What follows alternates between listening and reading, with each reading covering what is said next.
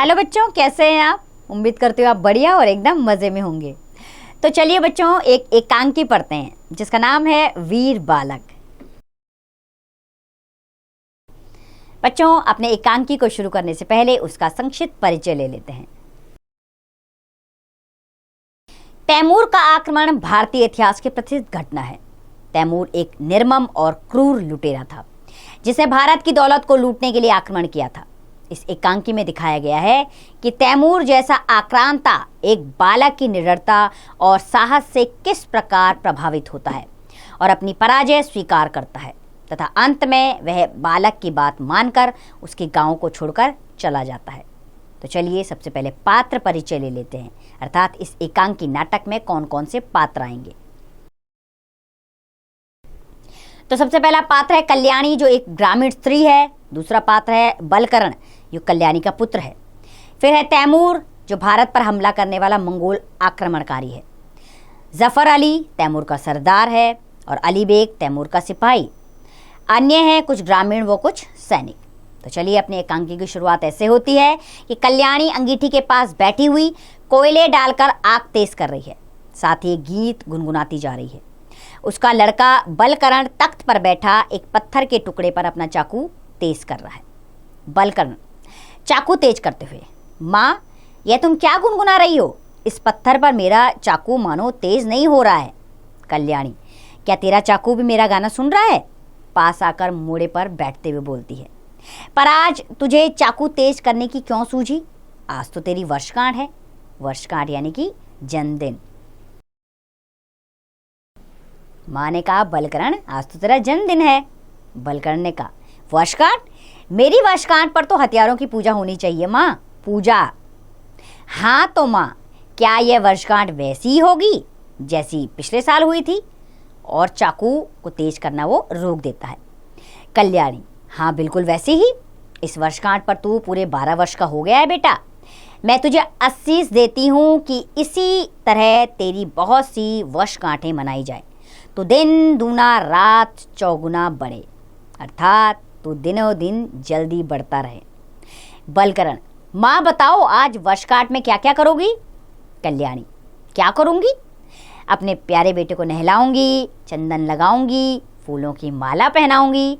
फिर आज मैंने तेरे लिए बहुत अच्छी अच्छी मिठाइयाँ बनाई हैं, देख उस कोने में रखी हुई हैं।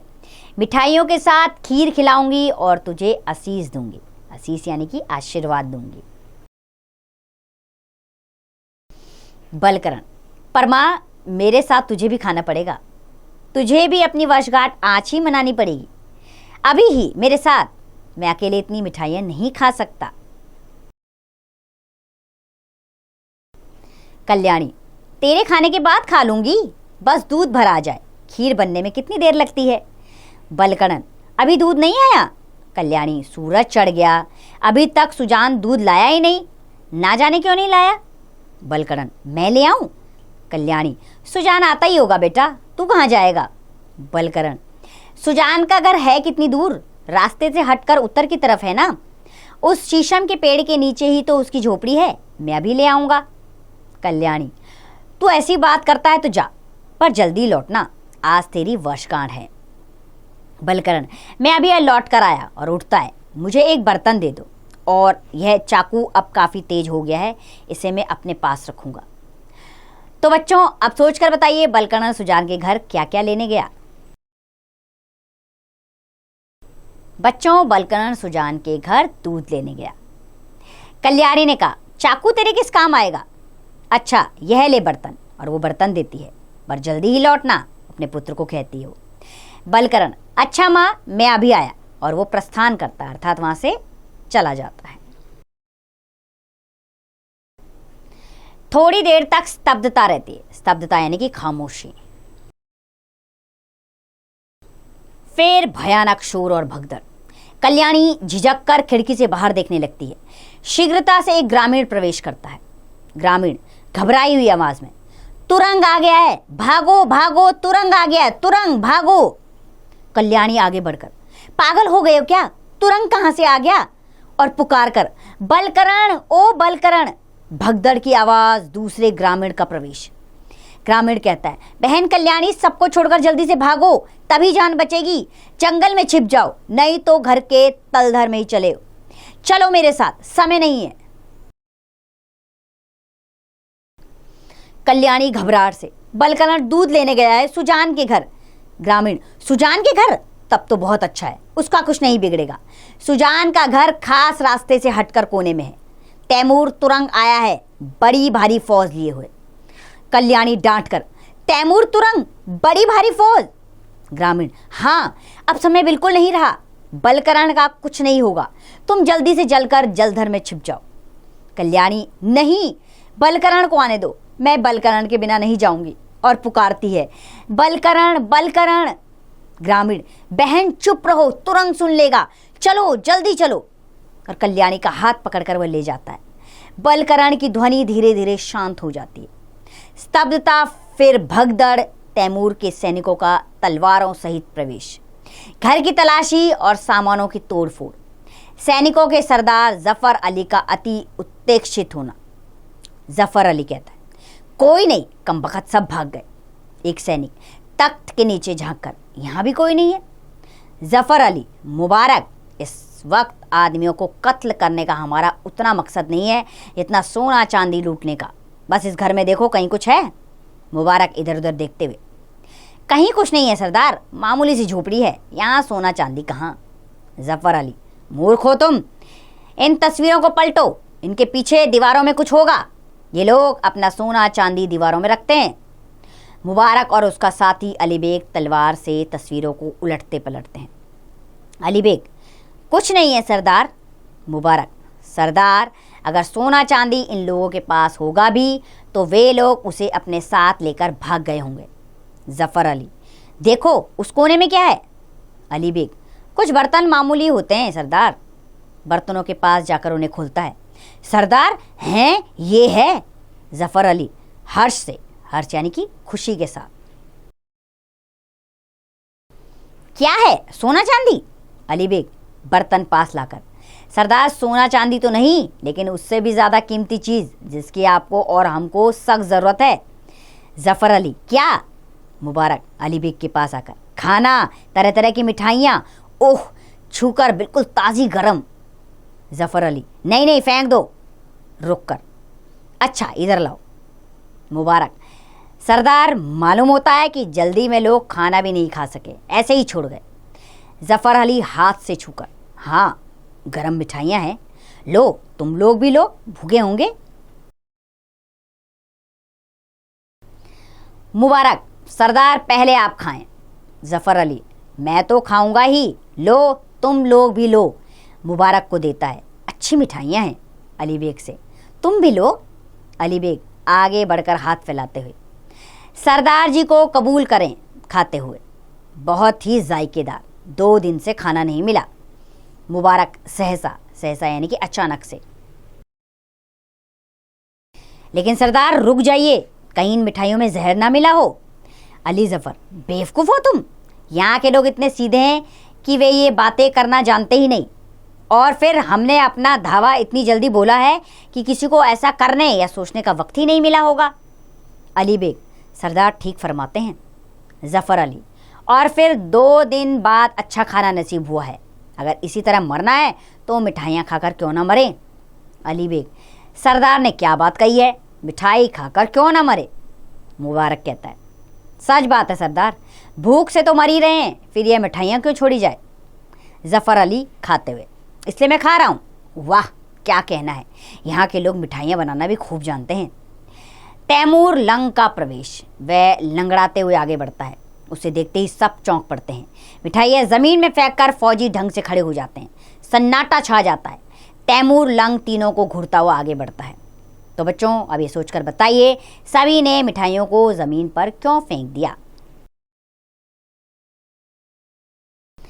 तो बच्चों, सभी ने मिठाइयों को जमीन पर इसलिए फेंक दिया कि तैमूर का प्रवेश हो गया था उनके सामने। उसे देखकर सबने मिठाइयां नीचे फेंक दी। तैमूर ने कहा तेज आवाज में, कमबख्तों, इसी तरह तुम हिंदुस्तान की दौलत गाजी तैमूर के खजाने में भरोगे? जब तुम्हें कत्ल करना चाहिए तब तुम आराम से तख्त पर बैठे हो, जब तुम्हें जवारा ढूंढने चाहिए तब तुम नाश्ता करते हो, और जब तुम्हें धावा बोलना चाहिए तब तुम लोग मिलकर कह कह लगाते हो। जवाब दो। और सब चुप रहते हैं। तैमूर फिर तेज आवाज में, मैंने अफगानिस्तान के बाद हिंदुस्तान पर इसलिए रुख किया था कि मेरे सिपाही दौलत लूटने के बदले आराम से खाना ढूंढते फिरे। मैं बिना बताए देखना चाहता था कि तुम किस तरह मेरे हुक्म को अंजाम दे रहे हो। इसीलिए मैंने सब सिपाहियों को बाहर छोड़ दिया है। तुम यहाँ मौज मना रहे हो जबकि गाजी तैमूर 3 दिन से भूखा है। मैंने तुम्हें क्या हुक्म दिया था सरदार? जफर अली सैनिक ढंग से, यह है कि आज शाम तक अमरकोट पहुंच जाना है।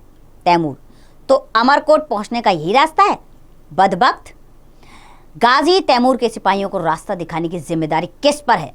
तुम पर, और तुम ऐसा करते हुए अमरकोट का रास्ता खोजोगे। फिर सन्नाटा। खड़े क्या हो? जाओ, आज शाम तक अमरकोट पहुंचने का हुक्म पूरा करो। तीव्रता से जाओ। तीनों सैनिकों का शीघ्रता से प्रस्थान, यानी कि शीघ्रता से वो चले जाते हैं। तैमूर स्वयं गला सूख रहा है, 3 दिन से खाना नहीं मिला, कल से तो पानी भी नसीब नहीं हुआ। गला सूख रहा है, होठ चाटता है इधर उधर पड़े हुए बर्तनों को देखते हुए। सब खाली, कमबख्तों ने कुछ नहीं छोड़ा। बलकरण का दूध लिए हुए प्रवेश होता है। बलकरण पुकारते हुए, माँ माँ, मैं दूध ले आया। तैमूर चौंक कर, दूध? बलकरण उजाड़ कर को देखते हुए, यह सब क्या? तैमूर को देखकर, ए तुम कौन? और अपनी माँ को पुकारता है, माँ माँ, और कुछ उत्तर ना पाकर, मेरी माँ कहाँ है? तैमूर को घूरते हुए, इस तरह मेरे घर में घुस आने वाले तुम कौन हो? तैमूर जोर से, खामोश। गाजी तैमूर से सवाल करता है कि तुम कौन हो? बलकरण धीरे से, गाजी तैमूर? तैमूर, तुम नाम को नहीं जानते? दुनिया का जर्रा जर्रा जिसके कदमों को चूम चुका है उससे सवाल करता है कि तुम कौन हो? मेरी तलवार से पूछ, ये तेरे खून में डूबकर तुझे बताएगी मेरा नाम। लेकिन ठहर, यह दूध इधर ला, इसे इस वक्त मेरे लिए खुदा ने भेजा है। बलकरण, यह मेरी वर्षगांठ के लिए है, मैं इसे अपनी माँ के सिवा किसी को नहीं दे सकता। तैमूर, पर मैं इसे ले सकता हूँ। और दूध छीनकर अट्टहास करते हुए, अट्टहास यानी कि जोर जोर से हंसना, बता, अब तुझे इस तलवार से काट दूं? बलकरण, क्या तुम खून बहाना चाहते हो? तैमूर, तू बड़ा निडर मालूम होता है, इधर आ मेरी तलवार के सामने। बलकरण, मेरे पास तो सिर्फ चाकू है, मुझे भी तलवार दो तब तो सामने आऊं। तैमूर, अच्छा, तुम मुझसे 2 हाथ लड़ने का भी हौसला रखता है, पर पहले मैं दूध पीऊंगा, गला सूख रहा है। तक पर तलवार रखकर दूध पीता है। बलकरण दौड़कर तलवार उठा लेता है। तैमूर दूध पीकर, मेरी तलवार। बलकरण, वह अब मेरे हाथ में है, अब तुम मुझसे लड़ सकते हो, सामने आओ। तैमूर बालक का वाक्य दोहराते हुए, सामने आओ? शाबाश, लेकिन मेरी तलवार तुझसे नहीं संभलेगी बच्चे, इधर ला। बलकरण, जैसे दूध छीन लिया था वैसे तलवार भी छीन लो। तैमूर, छीन लूं? पैतरा बदलकर तलवार छीन लेता है, यह रही मेरी तलवार। बलकरण, छीन ली, लेकिन यह बहादुरी नहीं है, मेरे पास यह चाकू है, इसी से लड़ूंगा। तैमूर, चाकू से लड़ेगा? हा हा हा हा। बलकरण, हाँ, थोड़ी देर पहले मैंने इसे तेज किया है, देखो यह कितना तेज है। और उंगली से चुबाकर खून की बूंदें दिखाते हुए, मेरी उंगली से खून निकाल सकता है। तैमूर, शाबाश, तैमूर के दिल में रहम नहीं है, लेकिन तेरी बातें सुनकर मैं। बलकरण, इन बातों से क्या, चलाओ ना अपनी तलवार, मैं भागूंगा नहीं। तैमूर, तू भागेगा नहीं, तू बहादुर शेर है, मैं तुझ पर तलवार नहीं चला सकता। चाकू वाले बहादुर, तेरा नाम क्या है? बलकरण, दुश्मन नाम नहीं पूछता, वार करता है। तैमूर, लेकिन तेरी बहादुर देखकर मैं तुझे दुश्मन नहीं मानता, तो अपना नाम बता। तो बच्चों, आप सोचकर बताइए तैमूर बलकरण को क्या कहकर संबोधित करता है। तो बच्चों, तैमूर बलकरण को चाकू वाले बहादुर कहकर संबोधित करता है। तो तैमूर ने कहा कि लेकिन तेरी बहादुरी देखकर मैं तुझे दुश्मन नहीं मानता हूँ, तो अपना नाम बता। बलकरण ने अपना नाम बताया, मेरा नाम बलकरण है। तैमूर, बलकरण? बलकरण, हिंदुस्तान की दौलतों में तू भी एक दौलत है। बलकरण, गाजी तैमूर एहसान नहीं भूलता जो उसके थकावट दूर करने के लिए दूध हाजिर कर सकता है, उसके खून से वह अपनी तलवार नहीं रंगेगा।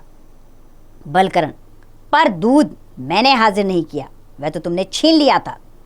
तैमूर, एक ही बात है, दूध मैंने तेरे हाथ से ना पाया। मैं तेरी जान बख्शता हूं, मैं तेरी एक इच्छा भी पूरी कर सकता हूं। बलकरण, मुझे कुछ नहीं चाहिए। तैमूर, नहीं, तू मेरा छोटा सा बहादुर दोस्त है, चाकू वाला दोस्त, और उस हैसियत से तेरा मुझ पर हक है। बलकरण, तो मेरी माँ कहाँ है? तैमूर, मैं नहीं जानता, इतना कह सकता हूँ कि मेरे सिपाहियों ने यहाँ किसी का कत्ल नहीं किया, क्योंकि उनकी तलवारों पर खून का एक भी धब्बा नहीं है। बलकरण, अगर तुम मेरी एक इच्छा पूरी करना चाहते हो तो मैं तुमसे यह कहूँगा कि मेरे गांव से बाहर चले जाओ। तैमूर, गांव से बाहर चला जाऊं? मंजूर, मैं दूसरे गांव को चला जाऊंगा। तेरा दूध और चाकू मुझे हमेशा याद रहेगा। तू तैमूर की बराबरी करना चाहता है, लेकिन तू उससे भी बड़ा है। तेरा चाकू उसकी तलवार से भी तेज निकला। तैमूर खूंखार है, पर वह बहादुरी को सलाम करता है। बहादुर बच्चे को तैमूर का सलाम फौजी ढंग से सलाम करता है।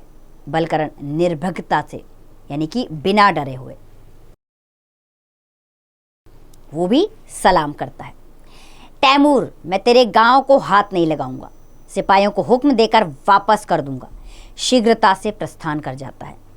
बलकरण तैमूर के जाने की दिशा में देखते हुए, तैमूर बहादुरी को सलाम करता है, फिर इधर उधर देखते हुए माँ माँ, और कल्याणी का शीघ्रता से प्रवेश बलकरण को हृदय से लगा लेती है। कल्याणी, बेटा बेटा बलकरण, और सिसकती है, यानी कि रोने लगती है।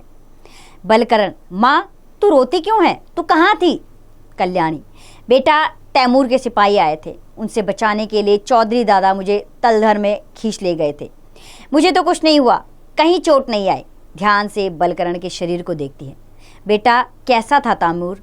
बलकरण, तैमूर सिपाही की तरह रौबीला चेहरा, मोटे मोटे हाथ, ऊंची नाक, हाथ में तलवार। पर मैं डरा नहीं, मेरे पास भी चाकू था जिसे मैंने सवेरे ही तेज किया था। कल्याणी हंसते हुए, उसकी तलवार के सामने तेरा चाकू किस काम आएगा? बलकरण, इसी चाकू ने तो उसे चौंका दिया था माँ, मुझे वह चाकू वाला दोस्त कहता था। कल्याणी आश्चर्य से, आश्चर्य यानी कि हैरानी के साथ पूछती है, अच्छा? बलकरण, हाँ, मैंने उससे कहा यह चाकू बड़ा तेज है, मैंने सवेरे ही इस पर धार रखी है। मैंने उसे अपनी उंगली चीर कर दिखा दी और वह चौंक पड़ा, उंगली दिखाते हुए, देखो यह खून। कल्याणी चीख कर, ओह यह खून। बलकरण, बस इसी तरह तैमूर भी चौंक पड़ा। माँ, तैमूर कहता था तेरा चाकू मेरी तलवार से भी तेज है। कल्याणी प्रेम विलय होकर, बेटा तू सब तरह से फले फूले, तेरी उम्र दिन दूनी रात चौगनी हो। भगवान को हजार हजार बार धन्यवाद कि उसने मेरे बच्चे की तैमूर से रक्षा की। कल्याणी बलकरण की उंगली से खून लेकर तिलक लगाती है। धीरे धीरे पर्दा गिरता है। तो बच्चों, ये था एक एकांकी यानी कि नाटक, जिसके रचनाकार थे डॉक्टर राम कुमार वर्मा। आइए उनके बारे में भी जान लेते हैं। बच्चों, डॉक्टर राम कुमार वर्मा का जन्म 15 सितंबर 1905 को मध्य प्रदेश के सागर जिले में हुआ था। वह हिंदी के प्रसिद्ध एकांकीकार, नाटककार और कवि थे। उन्हें हिंदी एकांकी का जनक और एकांकी सम्राट कहा जाता है। उनकी कृतियों में पृथ्वीराज की आंखें, रेशमी टाई, चारुमित्रा, विभूति, इंद्रधनुष, मयूरपंख, दीपदान, कौमुदी महोत्सव, जूही के फूल प्रसिद्ध हैं। 5 अक्टूबर 1990 को उनका निधन हो गया। तो बच्चों, ये एकांकी हमने पढ़ा, जिसके ज़रिए हम ये समझ सकते हैं कि निर्दयता के साथ किसी भी समस्या का सामना करें तो हम उस समस्या से बाहर निकल सकते हैं। उम्मीद करती हूँ आपको ये अध्याय अच्छा लगा होगा। अब इसका अभ्यास कार्य आप स्वयं कीजिए।